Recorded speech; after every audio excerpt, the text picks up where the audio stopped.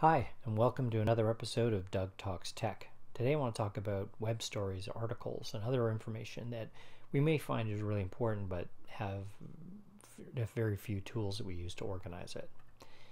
This is a little infographic I found on the internet. It talks about all the content that we look at or is available to us essentially.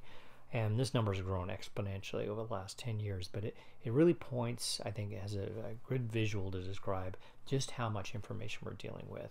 And the challenge for a lot of us is, for each of us is going to be different, is how do we organize the pieces of information that we want to remember to go back to? How do we find it again? Now, traditionally, the simplest tools have been just to bookmark a site. But if you're like me, you quickly end up with 30 or 40 bookmarks in maybe 30 or 40 categories, and they're not that easy to find. And when I want an answer, I really just want to get to it when I have the need, instead of going back and hunting through the web.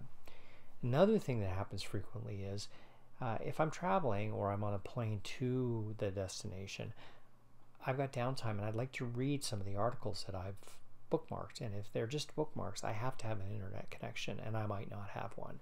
So is there a way, I'll show you a way that you can have access to these different stories or articles and bits of information that we've collected, whether you're online or offline. This is what I do. Not everybody's approach to this is going to be the same. I have a lot of varied interests, and I find a lot of really good articles that experts have written about the field, and I like to be able to capture those and read stories that interest me at a later date.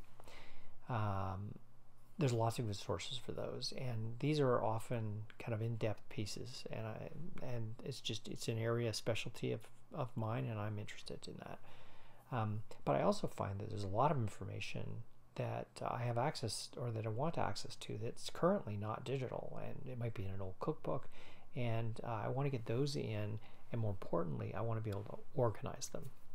And the one thing that traditional approaches, tearing a recipe out of a magazine, or printing it scanning it and printing it, and putting it in folders, is that sometimes a recipe belongs in more than one folder. It belongs, a chicken casserole could be in casseroles, it could be in chicken recipes, and digital lets us do that very easily. And then the final thing is free-form information. This is just stuff that I want to remember, and it's not a big, long, in-depth article. It's just a piece. It might be a piece of text. It might be an infographic, like I just showed you. I'd like to get those things into my system using an application that helps me find those things and organizes them in a way that's logical. And this is just how I do it. Not everybody's going to want to do it this way, but we have some great tools that I'm going to show you, and 4 really good applications that are free to use that will help you kind of manage this information overload. And there's 3 tools I found that are indispensable for this. One is a piece of software called a web clipper. And web clippers are very adept at taking a web page and distilling it down to the essence, the title, the author, and the body of text, and eliminating all of the distractions, the advertisements, pictures. It does preserve picture if it thinks it's related to the article. And these are great tools. I have 3 programs here I'll show you that do have good web clippers in them. Some are definitely better than others, and it is very circumstance based. So depending on what you're trying to clip, sometimes they're really good at it, sometimes not so good. Cut and paste we talked about, and then thirdly, the thing that has just become this new tool for us in terms of capturing information is the camera on our phones. We have a camera everywhere we go, and it's not just about taking pictures of our friends and family. Often that camera becomes a way to record or memorize something that we don't want to forget, like where's our parking spot in a multi-level parking lot. But it can also be used for capturing a recipe out of a cookbook and then organizing it within one of these programs. Now, I've gone through 4 of them here. Google Keep, Microsoft OneNote, Pocket, which used to be called Read It Later, and Evernote. And Pocket and Evernote I use on a regular basis. All of them are good. All of them are free at some level. And very importantly, they run on all platforms. And that's important because often we don't just have Windows. We have Windows and maybe an iPhone, or we have a Mac and an Android phone, right? And we like to know that not only can we access this information across multiple devices, but if we decide to change our allegiance from iPhone to Android or vice versa, we can still access our information on that new device without having to find a new solution. Most of these use cloud storage, and the reason they do that is because the cloud becomes a common place that all your devices can access. One of the challenges we have or have had in the past with PCs is the information is on our disk, and if we want it on our phone, we have to copy it to our phone, and that's can be a pain.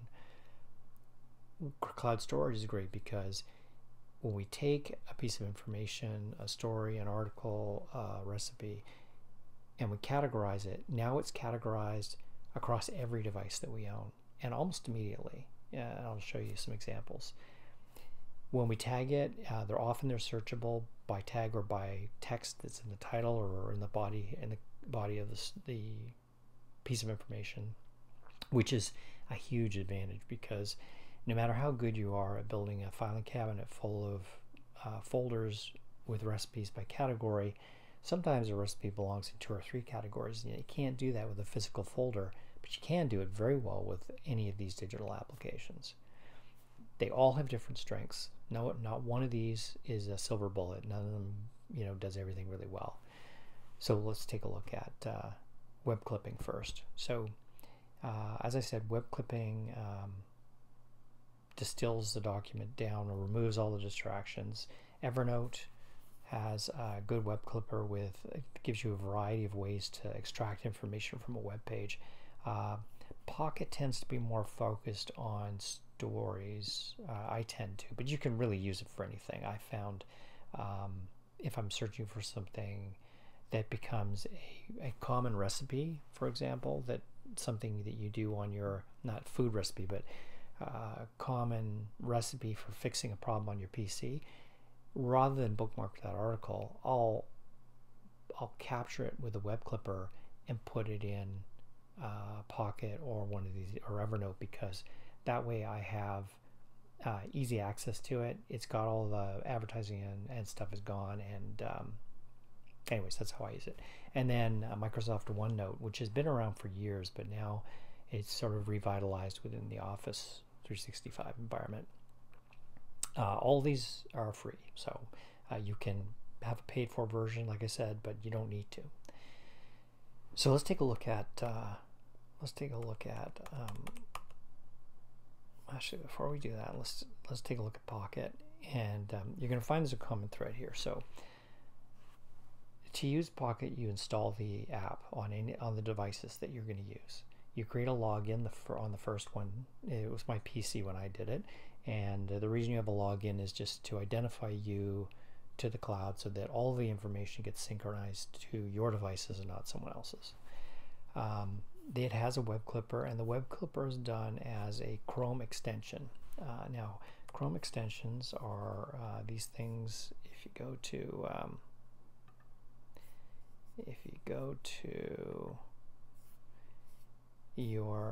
in Chrome, you go under More Tools and then Extensions. That'll tell you what you've got available to you.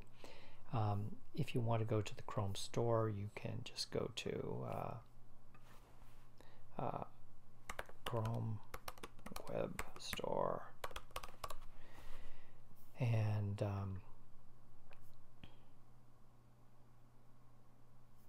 under the extensions you can just search for the one you're looking for. So I'm going to say save to Pocket, and this one's already been added to Chrome because I have it on my system, but that's basically how you do it. Now this device, if I went to, say, the Food Network and recipes, and let's find something in the fall recipes, say.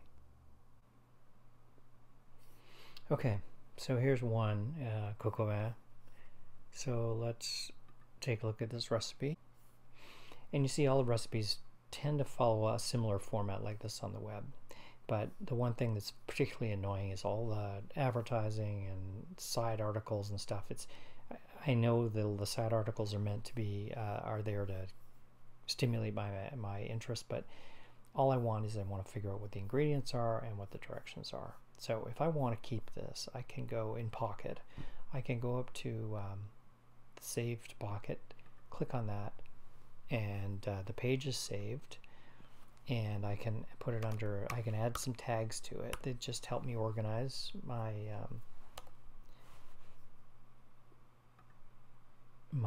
recipes. So I'll have, this one is going to be stew, and I might even do, in a garden.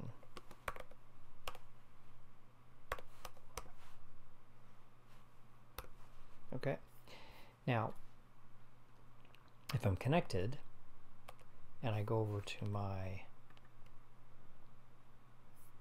you'll see that as soon as I go to the app, it pops up a new connection on Ina Garten's Coq au vin recipes. Unfortunately, the web clipper pulled the directions out, but it didn't give me the ingredients, which is useless really. So let's get rid of that. And that's consistent, by the way. I've done this many times and it always does it that way. So let's remember that about Pocket. We'll come back to some of the others and we'll do the same page but in other apps. A thing that I do really like about Pocket is that it has this extension here called Pocket New Tab. New Tab. You see this appear at the bottom. It's labeled, it's branded Pocket, and it's a series of recommended stories. And this is all stuff that they've curated for me based on other stories that I've read in the past. Click Save. Okay, and if I go into Pocket, you'll see that this Ethereum's smart contracts story is there, and it's very complete, including the copyright. The author's written, the stories there. It's a very complete way to get articles. If I need to go back to see what the original page looked like, I can do that.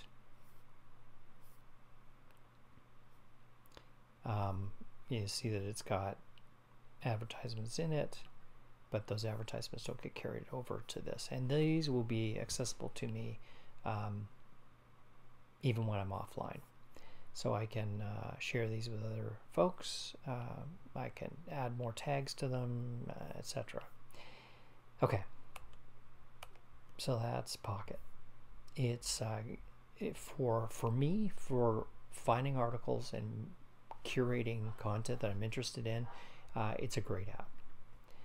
Now, Microsoft OneNote, very similar approach, but much more generic than Pocket is. I think Pocket is really good for an avid reader or someone who likes to research topics or follow what's going on in a particular discipline. OneNote, like Keeper and Evernote, are very good at general information, at doing all of the things that we talked about. So you install OneNote to your devices. There's a web clipper just like I showed you for Pocket. There is one for OneNote, and when you go over to your browser, the OneNote, that's the OneNote clipper, and that's the Keeper clipper, and there's the Evernote clipper. So it's the thing to remember about it is it's different when you install these apps on your phone. So I'll show you what's different. Okay, so that's my phone. So say that we are okay, so we go into Pocket. You can see all the things that we just were talking about.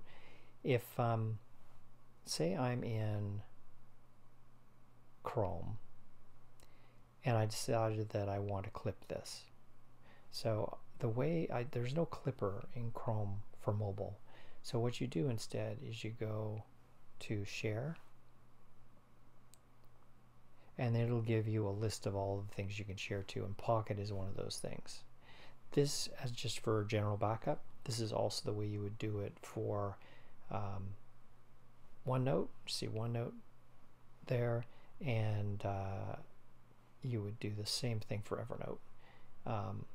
So it's a very, all apps behave this way. It's a generic way for you to clip content within your device. All right, so let's go into OneNote here.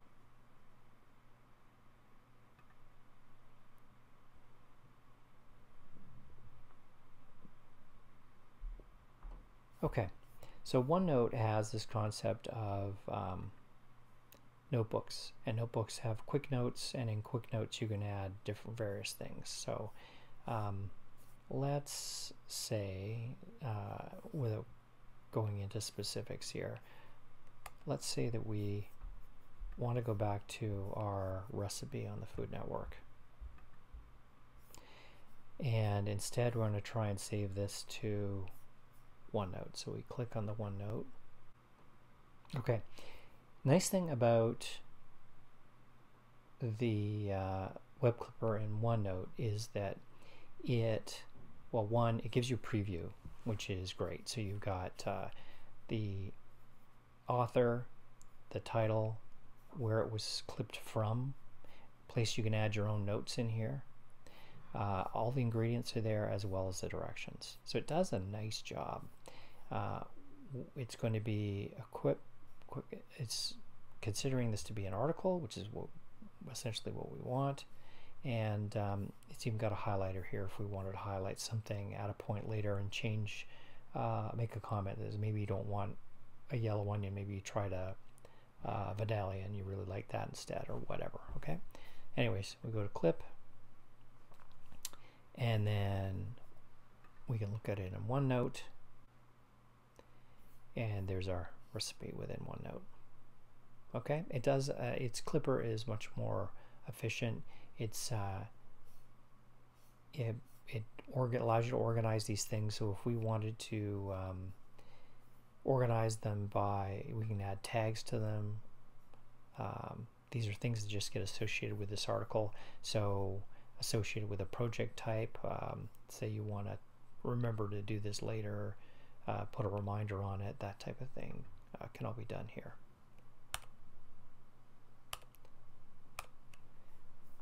Okay, Evernote. Evernote, I won't go take you through all the details. Evernote behaves exactly the same way. Its clipper is a little bit different. So if we go back to our Chrome page, and let's go to Food Network, and if we clip on the Evernote, okay, so this is giving you a preview. So this is what it's going to do, and it looks pretty good, right? You can view this a number of different ways. So a simplified article, full article, as a bookmark, as a screenshot. Screenshot can be handy because sometimes all you want to do is just take a portion of the page, and you want it to be exactly as it's been formatted on the web page. Good example of this is sometimes when I'm looking for like a Windows or a Mac troubleshooting an answer, often they'll have a little summary at the bottom. So he'll go through his big explanation of, you know, how he came upon fixing this and what it does and what you need to prepare for. But the core thing that you want to remember is just this. This is what you do. And so the web clipper or the screenshot just lets you drag a box around a piece, take a shot of it, and take it. You notice that this is organizing it as recipes and shopping lists. When we get into Evernote, I'll show you what this looks like, but let's save that clip. Okay, and let's view that in Evernote. Now you'll see right away here, so okay, so here's our thing, right? It's there, it's all as we expected it to be. Evernote has a concept of notebooks. So notes and notebooks. So this one is in one I call recipes. If I want to look at notebooks, okay, I have lots of notebooks. So if I wanted to pick a different notebook,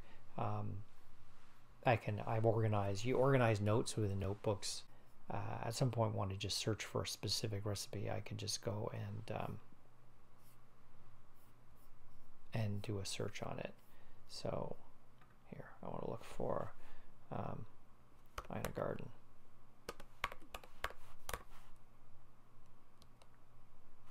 And there it is. It finds it. So not only is it looking for my tag, but it's found all the occurrences of her name within the recipe. All right, so that's how it works. It's good for freeform because of that snapshot function that I talked to you about. Again, they all behave the same way when it comes to sharing within the app. You do, or when it comes to clipping within the app on a phone or tablet, you do the share function. It tells you which, you pick the app that you want to use to clip it in, and away you go. Google Keep is very similar. It has a Chrome extension for doing clipping. It does audio notes. It's taking advantage of Google Assistant for translating voice messages into, and it's very good at note taking. So let's go back to our web page, back here, and say we're going to use Google Keep. Okay, so save to keep. Again, this was an extension, right? So I click on it. Now, this is probably the worst clipper of them all, right? So all it does is create a link to it and allows you to do a note. So if I wanted to remember the ingredients, one of the things I could do is I could just do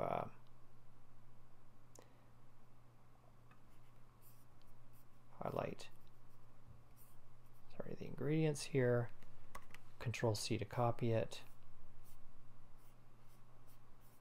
and then put it right into the recipe, right? And it pastes it in all by itself, which is handy. And then you can also add tags. So tag, we might say Ina Garten.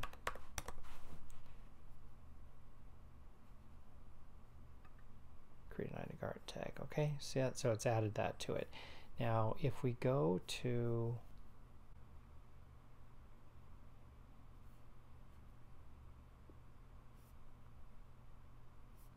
okay, so here is our the Ina Garten one that we just got from the Food Network. You can see it down here. They do a kind of a montage approach to organizing. To do a the one thing that they do very well is if you want to make a list, a new list, you can just click new list and then just start typing items like wash the dog, put patio furniture away, right? And then as you save that and as you complete things, you check it and it crosses it out and then leaves the one there. So it's very, very handy for doing that.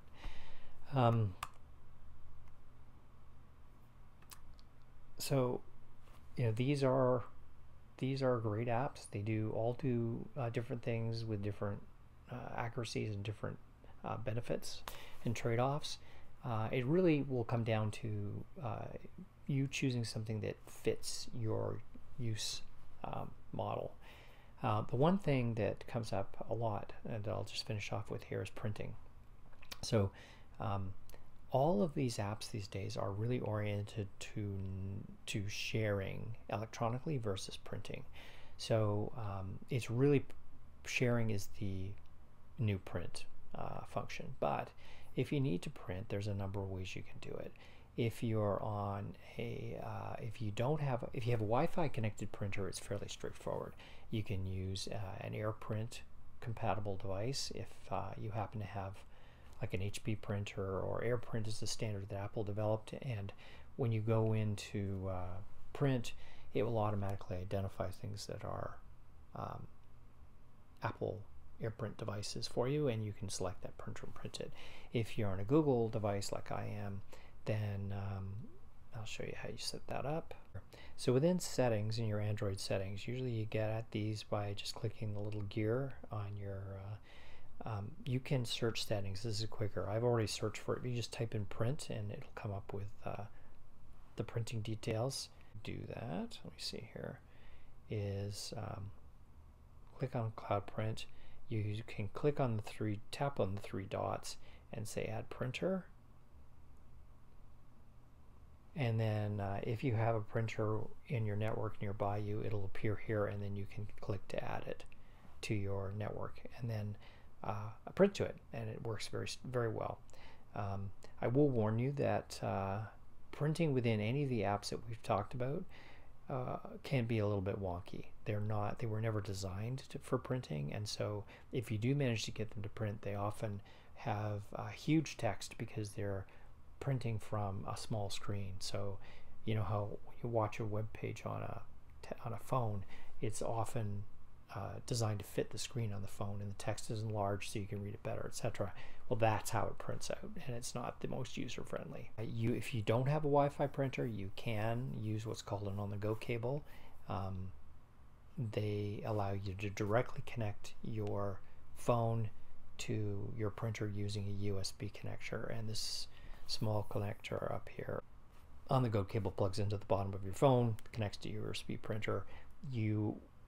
If it's an Epson printer or an ePrint HP printer, you have to install the app to do printing first, but they work, and I hope you enjoy this video. And if you've got questions or suggestions of things that I could have covered better, just please in the comments below add that. Have a great day, and thank you for watching.